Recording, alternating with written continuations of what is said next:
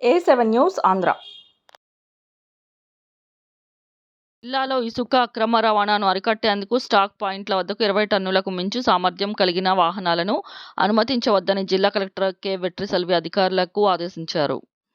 స్థానిక కలెక్టరేట్లోని కలెక్టర్ ఛాంబర్లో శనివారం జిల్లా ఇసుక కమిటీ సమావేశం జిల్లా కలెక్టర్ అధ్యక్షతన జరిగింది. ఈ సందర్భంగా కలెక్టర్ వెట్రిసెల్వి మాట్లాడుతూ, జిల్లాలో 1 టన్ను ఇసుక కూడా అక్రమ రవాణా జరగకుండా పటిష్టమైన చర్యలు తీసుకోవాలన్నారు. ఇసుక స్టాక్ పాయింట్ వద్ద ఒక వ్యక్తికి 20 టన్నులకు మించి మంజూరు చేయరు. కావున ఇసుక స్టాక్ పాయింట్ల వద్దకు 20 టన్నుల సామర్థ్యానికి మించిన వాహనాలను అనుమతించకుండా చర్యలు తీసుకోవాలని ఈ మేరకు జిల్లా ఇసుక కమిటీలో తీర్మానం చేయడం జరిగింది.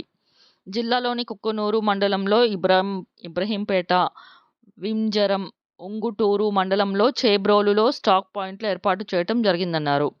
స్టాకు పాయింట్ల వద్ద ఉదయం 6 గంటల నుండి సాయంత్రం 6 గంటల వరకు మాత్రమే ఇసుక లోడింగ్ జరుగుతుందని, ఆ సమయం తర్వాత ఇసుక అక్రమ రవాణా జరగకుండా పర్యవేక్షించేందుకు పోలీసు, రెవెన్యూ సిబ్బంది ఉండేలా చూడాలని, సీసీ కెమెరాలు సక్రమంగా పనిచేసేలా 24 గంటల రికార్డింగ్ ఉండేలా చూడాలన్నారు.